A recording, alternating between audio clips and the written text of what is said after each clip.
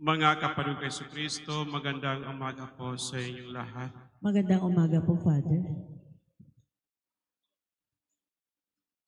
Mga kapatid, itong mga nakaraang linggo, pinagnilayan natin ang tungkol sa kung paano magiging isang perpektong disipulo ng ating Panginoong Kristo. Noong nakaraan pang mga araw, pinagnilayan natin ang kung ano mga hiyas Kristiyano ang dapat nating isa sa buhay bilang mga disipulo ng ating Panginoong Kristo. Sa ating paglalakbay patungo sa kabanalan ng buhay, batid natin na may marami tayong hadlang. Marami tayong mga nakikitang siyang umuusig sa ating pananampalataya. Kaya kinakailangan natin ng mga hiyas Kristiyano na siyang ating pangdepensa laban sa mga kadiliman at mga tentasyon sa ating buhay espiritual na nagmula sa kalaban ng ating buhay kabanal. Siyang ang Diablo.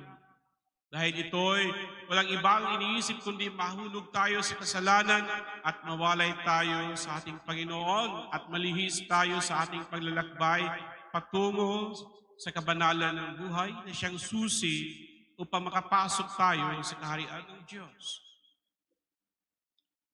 Batid natin na may marami tayong kahinaan at kailangan nating bigyan ng pagpapahalaga ang mga hiyas Kristiyanong ito. Itong nakaraang araw, pinagnilayan natin ang kung paano rin maging isang katulad ng ating Panginoong Jesucristo. Sinabi natin na kailangan nating magpakababa sa lahat ng mga gawain natin, lalong-lalo na sa kung tayo'y tinawag upang maglingkod sa ating kapwa-tao. Hindi lamang sa simbahan, kundi pati na sa kung saan tayo nagtatrabaho at saan tayo namumuhay upang maisalamin sa atin ang katauhan ng ating Panginoong Jesucristo. Kailangan natin magkaroon ng isang mentalidad Kristiyano na siyang magbibigay sa atin ng pag-iisip na hindi katulad sa pag-iisip ng mundong ito na agad-agad manghusga, agad-agad nagbibigay ng mga kuro-kurong hindi naman mahalaga upang maging banal tayo sa harap ng Diyos at sa harap ng tao. Sa ating pananampalataya, mayroon tayong maraming mga pagsubok, lalong-lalo na sa kultura ng buhay. Pinagnilayan natin na ang mundong ito, lalo-lalo sa Pilipinas, unti-unti tayong sinusubukan kung paano natin pahalagahan ang buhay. Batid natin na walang-wala tayo sa karunungan sa mundong ito. Ngunit alam natin na ang Diyos ay patuloy na nagbibigay sa atin ng kanyang karunungan at kaalaman upang maintindihan natin kung gaano ang mundong ito ay nagbibigay sa atin ng kadiliman upang hindi natin makita ang katotohanan. Kaya unti-unti nating nilalabanan ang mga hindi naaayon sa kultura ng buhay. At ito'y pinagnilayan natin itong mga nakaraang araw. At binigyan natin ng sagot. Ang tanong na ito, sino ang mas pinahahalagahan ng Diyos? Sino? Kundi ang isang taong alam niyang siya'y dukha sa harap ng Diyos. It's not necessary na dukha materially, economically. He or she could be poor in spirit. Na walang ibang inaasahan at sinasandalan kundi ang grasya ng presensya ng Diyos sa kanyang buhay. Katulad ng babaeng balo.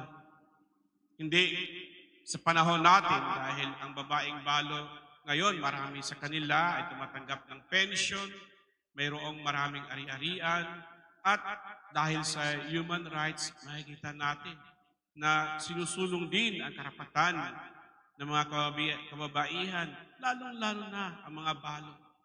Ngunit sa panahon ni Elias, sa panahon ni Jesus, ang mga balo ay itinuturing mga walang halaga sa bayan. They were object of prey to those who were serving the government, especially those who were serving the temple.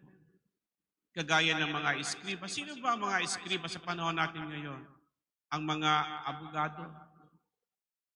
Kaya, wag nating isipin ang mga abogado ngayon ay katulad ng abogado. Kundi, hinihintay ng mga taong ito na maging balo ang isang babae upang ito'y mawalan ng kahalagahan sa kanilang kultura at bayang Hebreo, sa kanilang bayang Israel. Dahil ang isang balo ang isang babae ay nakadikit lamang ang kanyang karapatan sa kanyang asawa.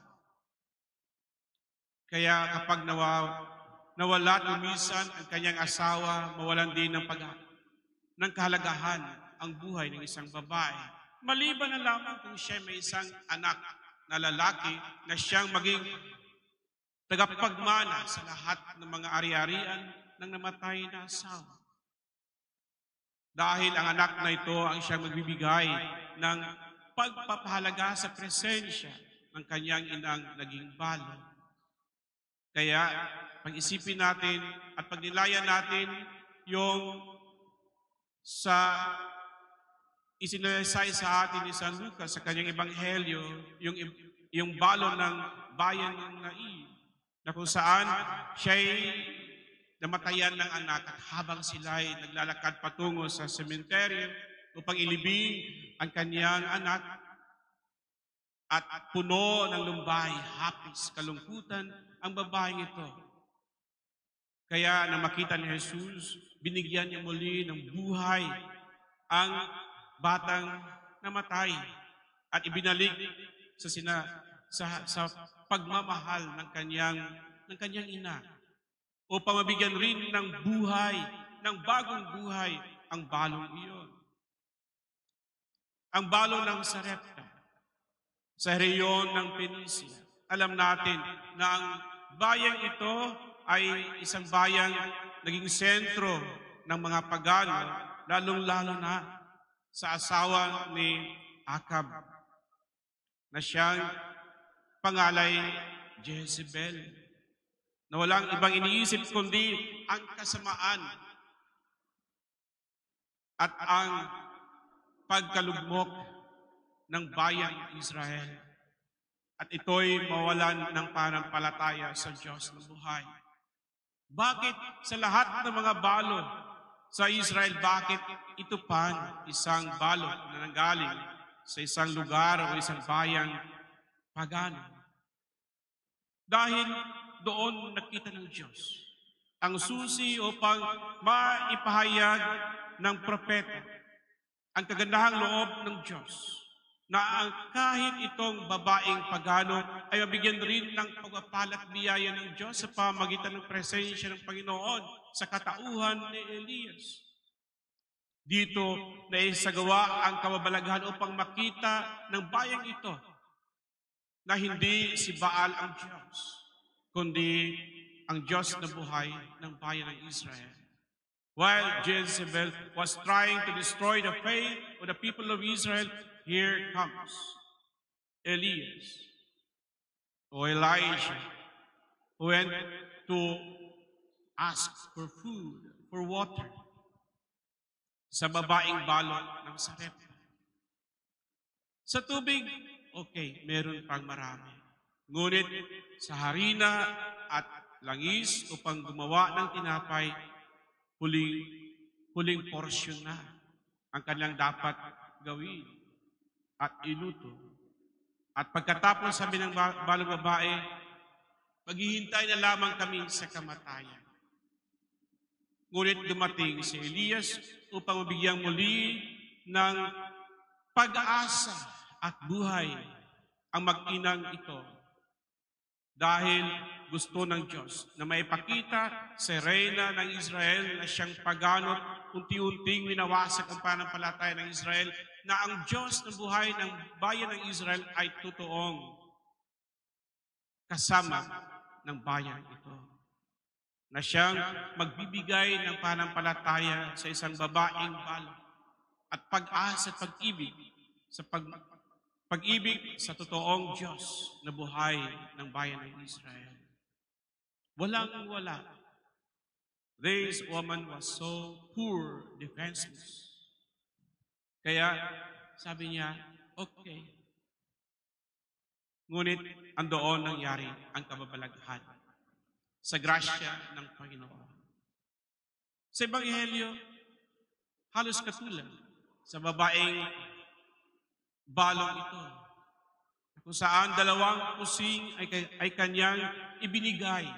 Buhay ang ibinigay at inalay ng babaeng ito sa Diyos doon sa templo. Hindi yung bang minsan, kung aalis tayo sa ating bahay, mag-prepare na tayo ng peso, dos, minsan 5, no, pinakamalaki para ihulog natin bilang offertory, bilang offering during offertory. But then we know that 5 pesos sometimes was not what we need to live. Para bang, ano na yon, sukli na lang yun. Ito yung sinasabi sa atin sa Ebanghelyo na ibinigay ng balong ito ang kanyang kabuhayan, ang kanyang buhay. Alam ng Panginoon ng balong ito ay may anak din. Ngunit alam ng Panginoon kung ano ang nasa kalooban ng babaeng ito. Perhaps it was the last that she could offer to God. Her life. Pagkatapos noon, sabi na siguro ng babae, bahala ka na, Panginoon. But then we knew that Jesus, through His compassionate and merciful heart, gave to that woman what she needed to live. Kaya masasabi natin, sa pinahayag sa atin sa ikalawang pagbasa sa linggong ito, na ang pag-aalay, isang pag-aalay katulad ng ating Panginoong Jesucristo, ay binigay ang lahat-lahat na sa Kanya doon sa altar ng krus upang maibigay niya sa atin hindi lamang ang buhay sa mundong ito, kundi ang buhay na walang hanggan. Siya ang pinakadakilang saserdote na pinili ng Diyos upang makita natin kung paano magbigay ng ating buhay bilang isang pag-aalay sa Diyos upang ito ay maging sanhi ng kaligtasan ng buong sangkatauhan. Sino ang binibigyan ng pagpapahalaga ng Panginoon? Kundi ang taong may bababa ang loob, ang taong may kabutihan ng loob, ang taong puno at dakila ang kanyang puso sa awa at pagmamahal sa kapwa. Dahil alam ng taong iyon na mas mahal niya ang Diyos at gusto niyang ibahagi ang pagmamahal ng Diyos sa lahat ng taong nangangailangan nito. Buhay minsan ang inaalay at buhay din ang ibibigay. Buhay na walang hanggan. Sana po lahat tayo ay mapuno ng karunungan na mula sa Espiritu na nananahan sa atin upang bilang simbahan, sama-sama tayo maglalakbay patungo sa kabanalan ng buhay. Amen.